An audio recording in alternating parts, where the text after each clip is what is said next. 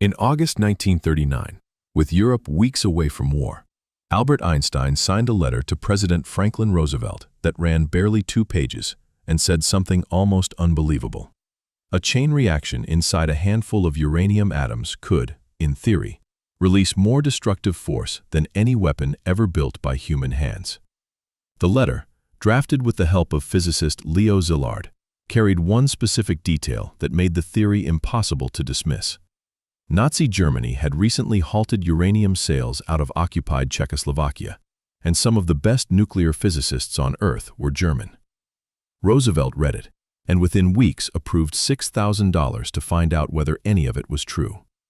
6 years later, at 5:29 in the morning on July 16, 1945, in a stretch of New Mexico desert codenamed Trinity, that $6,000 question detonated with a force equal to 21,000 tons of TNT.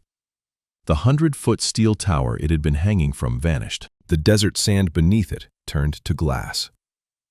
Getting from a 2-page letter to that flash of light took a workforce larger than most standing armies, 3 secret cities built from nothing on a wartime deadline, and a solution to a physics problem that, for most of the 1930s, almost nobody believed could leave the laboratory.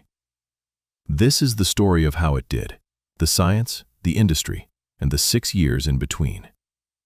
The number Roosevelt approved in 1939, $6,000, was barely enough to fund a small research grant for a year. By the time the project delivered a working weapon in 1945, that figure had grown to roughly $2 billion, more than 300,000 times the original budget, spent across 3 secret facilities most Americans didn't know existed: Oak Ridge, Tennessee, Hanford, Washington, and Los Alamos, New Mexico. At its peak, in 1944, the project employed around 129,000 people, 84,500 of them construction workers raising entire towns out of farmland and desert scrub, 40,500 running the plants once they were built, and 1,800 in uniform. By 1945, the workforce had settled closer to 100,000, with military personnel climbing to 5,600. Across its full run, from January 1942 through the fall of 1947, something close to 500,000 to 600,000 people passed through the project in one role or another. Almost none of them knew what they were actually building. Workers pouring concrete at Oak Ridge or running machinery at Hanford were told only that the work mattered to the war effort, not what it produced, and not why the secrecy around it ran as deep as it did. Entire towns of thousands of people existed for years without appearing on any public map. Oak Ridge, Tennessee grew from a rural stretch of about 1,000 farming families into a fenced, guarded city of roughly 75,000 people by the end of the war, briefly the 5th largest city in the state, with every resident required to wear an identification badge outside their own home, and every road in and out watched by armed guards. Most of the people living there had never been told what the enormous, humming plants on the edge of town actually made. The people who did understand the full picture were working against a deadline nobody could actually see: how far along Germany's own uranium research had gotten. American intelligence never found a reliable answer to that question. For most of the war, the safest assumption was the worst one: that German physicists, who had, after all, discovered the fission reaction in the first place, might already be ahead. That last detail is not a minor footnote. It's the reason any of this scale existed at all. Because before the secret cities, the 6-figure workforce, or the $2 billion budget could be justified, physicists first had to answer a much narrower and far less certain question. Could a chain reaction like the one Einstein and Szilard described actually be started, sustained, and controlled outside of a theoretical equation? Or was it, as several of their own colleagues suspected, a piece of math that would never survive contact with a real reactor? The theory itself was less than a year old when Einstein signed that letter. On December 19, 1938, in a laboratory in Berlin, chemists Otto Hahn and Fritz Strassmann bombarded uranium with neutrons and found something in the debris that made no sense under the physics of the time: traces of barium, an element roughly half the atomic weight of uranium. Uranium wasn't supposed to produce barium. Over the Christmas holiday that followed, physicists Lisa Meitner and her nephew Otto Frisch worked out why. The uranium nucleus hadn't just decayed, it had split, cleanly in two, releasing an enormous burst of energy in the process. Frisch borrowed a word from biology to describe it and called the process fission. Meitner and Frisch published the explanation in January 1939, and within months, physicists on both sides of the Atlantic understood that the theory was sound.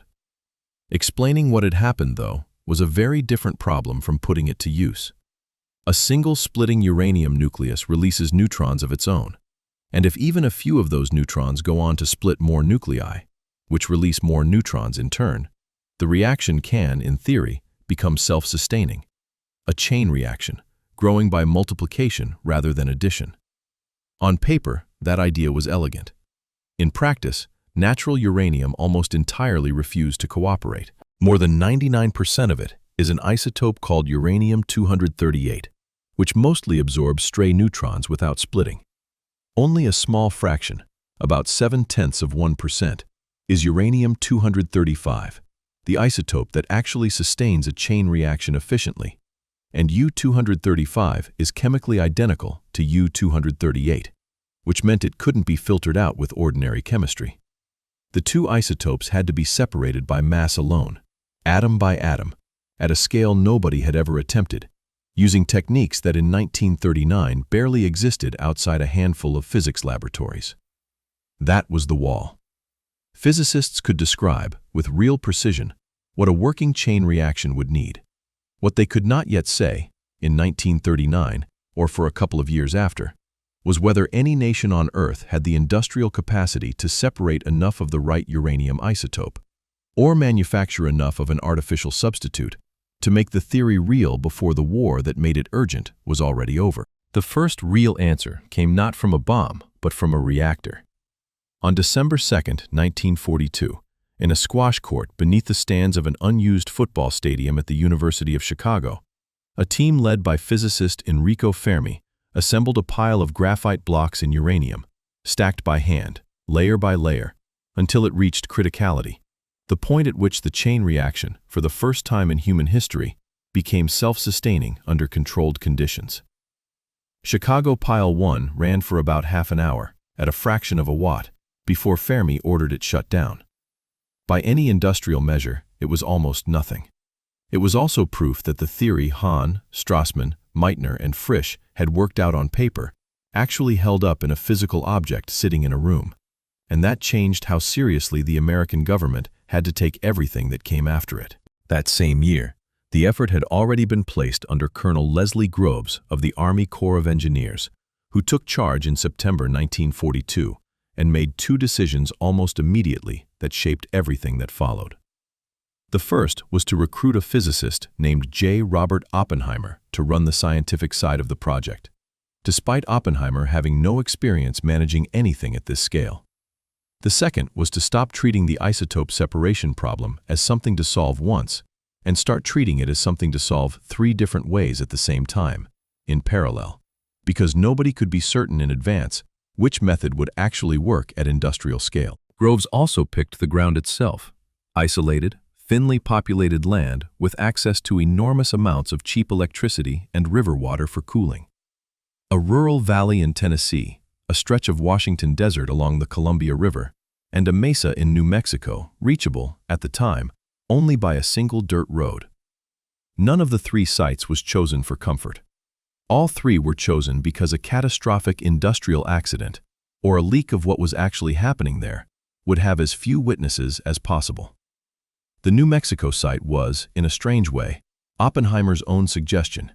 He had spent time as a young man riding horses through the mesa country north of Santa Fe and leased a small ranch nearby, and when Groves needed an isolated location for the weapon design laboratory, Oppenheimer pointed him toward a boys' boarding school he already knew well, set on a plateau reachable by a single dirt road. The Army bought the school outright and had a working laboratory standing on the site within months. That decision, refusing to bet everything on a single approach, is arguably the real turning point in this story, more than any single experiment. Fermi's reactor proved the physics was real. Groves and Oppenheimer's decision to build 3 separate industrial pathways toward the same goal, simultaneously, at a cost that would have been unthinkable in peacetime, is what turned a proven physics principle into something that could actually be manufactured on a wartime deadline.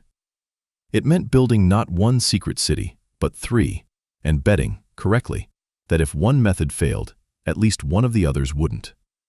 But betting on three unproven industrial methods at once also meant three separate chances for any one of them to fail badly enough to take the whole deadline down with it. Not everyone involved believed all three approaches would work, and some of the country's own physicists were open about their doubts.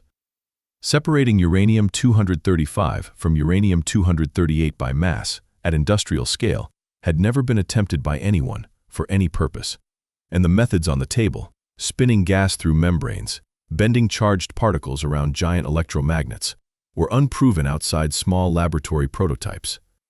When the electromagnetic separation plant at Oak Ridge, known as Y-12, first went into operation in the fall of 1943, its calutrons, devices arranged into what workers called racetracks, the largest of them 122 feet long and 77 feet wide, ran at efficiencies so low that only 4 or 5% of the uranium-235 fed into the process actually came out the other end enriched. A separate wartime shortage nearly stopped Y-12 before it started. The enormous electromagnets needed so much wiring that the U.S. Treasury had to loan the project thousands of tons of silver bullion from its own reserves, because there wasn't enough copper in wartime America to spare for it. The plutonium pathway carried its own unresolved doubt, and a more dangerous one. Plutonium-239 didn't exist in nature in usable quantities. It had to be bred inside a nuclear reactor, and then chemically separated from intensely radioactive waste, a process nobody had done outside laboratory scale before Hanford's production reactors came online. And once enough plutonium existed, physicists at Los Alamos discovered a problem that hadn't been fully anticipated: the simple, already trusted method of firing one piece of uranium into another to trigger a chain reaction. The same method engineers were confident enough about to skip testing entirely didn't work with plutonium. Trace impurities in reactor-bred plutonium caused it to react prematurely if compressed too slowly, fizzling into a partial, wasted reaction instead of a full one. An entirely different, far more difficult method, compressing a plutonium core symmetrically and almost instantaneously using precisely timed conventional explosives, would have to be designed, tested, and proven on a deadline, or the plutonium program would produce nothing but very expensive, unusable material. The doubt wasn't only technical. By the summer of 1945, with Germany already defeated and Japan's defeat looking close, a number of the scientists who had spent years building the weapon began questioning whether it should be used at all without warning. On July 17, 1945, physicist Leo Szilard, the same physicist who had helped draft the original letter to Roosevelt 6 years earlier, circulated a petition among his colleagues at Oak Ridge and the project's Chicago laboratory, eventually gathering around 70 signatures, urging President Truman to give Japan a chance to see the weapon demonstrated, or at least know its terms, before it was used on a city. The petition never reached Truman through the chain of command in time to affect the decision, and it wasn't declassified and made public until 1961. The people who had spent years solving the hardest physics and engineering problem of the century were, by the final weeks, no longer united on what to do with the answer. That final disagreement sat on top of an even harder fact, one that had already quietly undercut the entire premise the project was built on. A special intelligence unit, called the ALSOS mission, had been following the advancing Allied armies into Europe since 1943, specifically to find out how close Germany actually was. By November and December of 1944, after ALSOS teams captured documents and interrogated scientists in newly liberated France, the mission's scientific director concluded there was no German bomb program worth fearing. Germany's effort had stalled at the experimental stage and never approached industrial production. In April 1945, ALSOS teams physically confirmed it, finding an incomplete German reactor experiment hidden in a cave in the town of Haigerloch. 664 cubes of uranium suspended in a tank, nowhere close to sustaining a chain reaction. Germany surrendered on May 8, 1945, more than 2 months before Trinity was ever tested.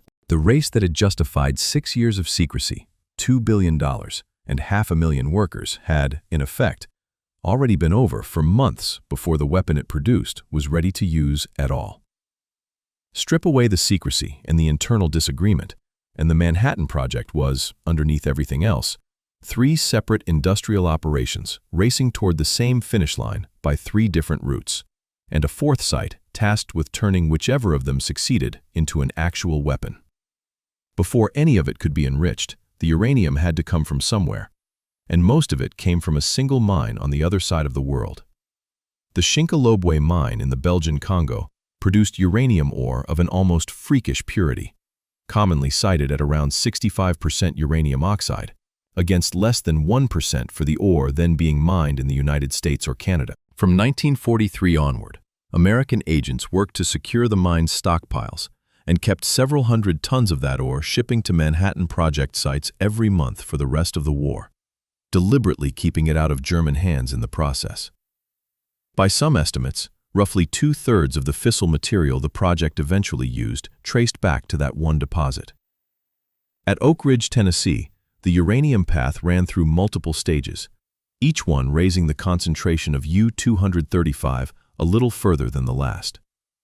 Uranium ore was first converted into a gas, uranium hexafluoride, which was then pushed through the K-25 gaseous diffusion plant, a facility built around thousands of porous barriers that let the very slightly lighter U-235 molecules pass through fractionally faster than the heavier U-238, over and over, thousands of times in sequence, each pass nudging the ratio of the 2 isotopes microscopically further apart.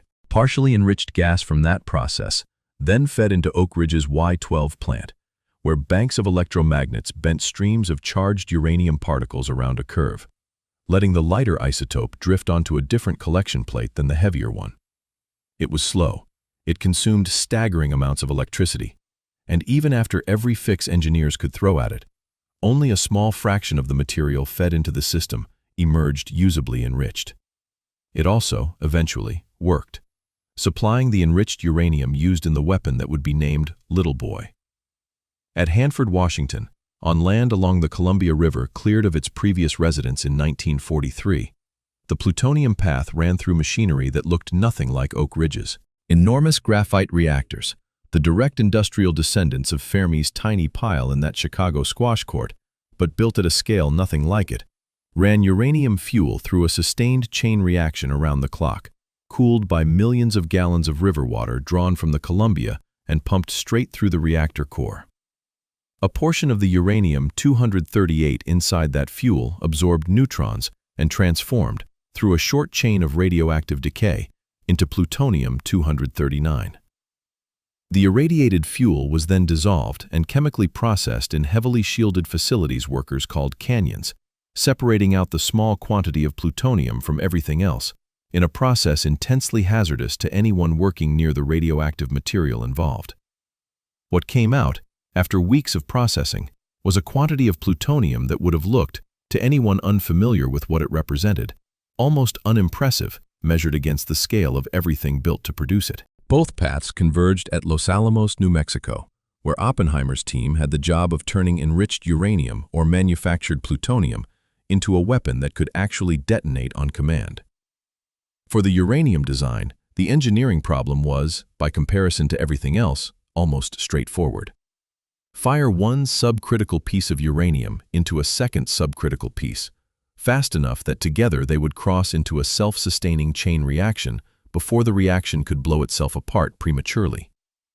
Physicists trusted this method enough that the uranium weapon was assembled, loaded, and flown into combat without ever detonating a full test version of it first. The plutonium weapon demanded something far harder, a hollow sphere of high explosives, cast and machined into precise segments, all timed to detonate within a fraction of a microsecond of one another, so that the shock wave they produced would compress a plutonium core evenly from every direction at once, driving it past critical density before it had any chance to react unevenly and fizzle.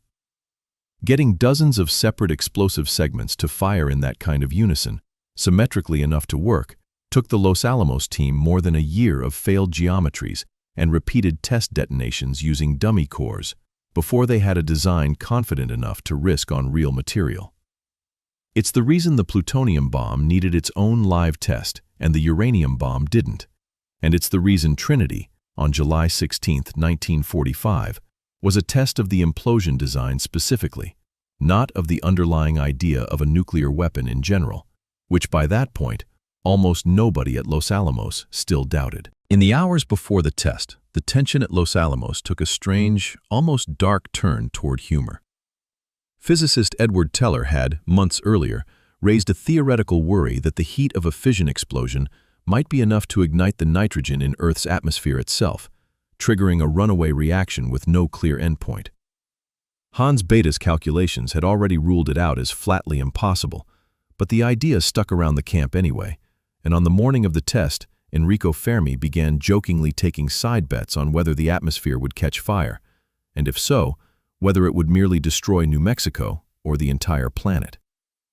A separate, more serious betting pool ran on the actual explosive yield. Oppenheimer, doubtful the design would work at all, bet it would fail outright. Physicist Isidore Rabi guessed 20,000 tons and came away the closest of anyone in camp. At 5:29 and 45 seconds in the morning, July 16, 1945, the implosion device, nicknamed Gadget, detonated atop its 100-foot tower at the Alamogordo Range in the New Mexico desert. Scientists who had predicted a yield somewhere between 5 and 10,000 tons of TNT equivalent watched an explosion that the Department of Energy's later official estimate put at 21,000 tons, roughly double what most of them had expected. The blast left a crater some 335 meters wide and turned the desert floor beneath it into a greenish glass, the Los Alamos team later named Trinitite. Oppenheimer, watching from a bunker several miles away, later said the moment brought to mind a line from Hindu scripture, that he had become death, the destroyer of worlds. Whatever doubt had lingered about the implosion design ended in that single flash. It worked, and worked more powerfully than almost anyone on site had predicted. Physicist Enrico Fermi, the same man who had watched the first controlled chain reaction from a Chicago squash court less than 3 years earlier, was among those lying flat on the ground at base camp, 10 kilometers away, timing the blast wave by dropping torn strips of paper and measuring how far they scattered. A rough, improvised calculation of a force that the site's own instruments would take days to confirm precisely. 3 weeks later, on August 6, 1945, the uranium weapon, Little Boy, was loaded onto a B-29 named the Enola Gay and dropped on the city of Hiroshima at 8:15 in the morning, detonating with a force equivalent to roughly 15,000 tons of TNT. 3 days after that, on August 9th, the plutonium weapon, Fat Man, was flown toward its intended target, the city of Kokura, aboard a second B-29 named Boxcar. Cloud cover and smoke from a separate air raid the day before hid Kokura from the air. After 3 passes over the city with no clear view of the ground and fuel running low, the crew diverted to their secondary target, Nagasaki, where the bomb detonated at 11:02 in the morning, with a yield of roughly 21,000 tons, the same design, at close to the same power, that had lit up the New Mexico desert 3 weeks earlier. Around 70,000 people died immediately in each city, with the total death toll climbing far higher in the weeks, months, and years that followed, as injuries and radiation exposure took their own toll on survivors. Hours after Hiroshima, President Truman released a public statement announcing what had happened and, for the first time, revealing the existence of the Manhattan Project to the American public. For most of the roughly 500,000 people who had worked on it, that statement was the first moment they learned what the concrete they had poured, or the machinery they had operated, had actually been for. Japan announced its surrender on August 15, 1945, ending the deadliest conflict in human history. 6 years, 1 two-page letter, 3 secret cities, roughly 500,000 workers, and $2 billion had produced 2 working weapons, tested exactly once between them. Judged purely against its own original stated goal, proving that a controlled nuclear chain reaction could be engineered into a deliverable weapon before Germany could build one first, the Manhattan Project succeeded completely, on schedule, against odds most of its own physicists weren't sure were survivable when Fermi's tiny reactor first went critical under that Chicago stadium less than 3 years earlier. It simply finished after the country it was racing had already stopped running. None of the individual pieces of this story stayed secret for very long after the war ended. The physics behind fission had been published openly before 1939, and within a few years other nations, starting with the Soviet Union in 1949, built weapons of their own using much of the same underlying science. What the Manhattan Project actually proved had little to do with any single scientific secret. It proved that a government willing to spend without limit, employ 500,000 people, and pursue 3 unproven industrial methods simultaneously could compress a problem physicists expected to take a generation into 6 years. That fact didn't stay contained to one country, one weapon, or one war. It became the starting condition for everything that followed it: an arms race, a doctrine of deterrence built on the threat of mutual destruction, and a question the 70 scientists who signed Szilard's petition were already asking before the first bomb was even used. How much destructive power one government can put into the world once it's been proven possible, and whether that kind of power, once demonstrated, can ever really be put back. The project existed because of a fear that Germany might build this first. Intelligence had quietly retired that fear by the end of 1944, and Germany surrendered in May 1945, 2 months before a single test device had even been detonated. The weapon was finished anyway, tested anyway, and used anyway, against a country that had never been part of the original letter that started the whole 6-year effort. Whatever the Manhattan Project was built to prevent, by the time it actually worked, that particular danger no longer existed, and the scientists who built it were left, for the rest of their lives, to work out what that meant. If stories like this, where science and industry collided hardest with history, are your kind of thing, subscribe, and we'll see you in the next one.